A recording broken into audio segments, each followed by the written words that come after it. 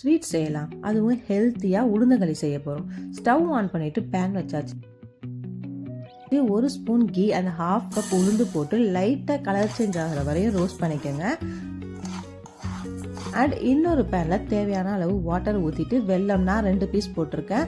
வெல்லம் கரையட்டும். ரோஸ்ட் பண்ண உளுந்தை மிக்ஸி ஜாருக்கு ட்ரான்ஸ்ஃபர் பண்ணி 2 ஏலக்காய் சேர்த்து ஃபைன் பவுடராக அரைச்சிக்கோங்க. அதர் சைடில் வெல்லம் மெல்ட் ஆகியிருக்கும். இந்த வெல்லம் வாட்டரை ஃபில்டர் பண்ணி எடுத்துக்கோங்க. தென் எகைன் ஒரு பேனில் வெல்லத்தை ஊற்றி அதில் கொஞ்சம் கொஞ்சமாக உளுந்து பவுடரை ஆட் பண்ணி பீட்டர் வச்சு மிக்ஸ் பண்ணிக்கோங்க.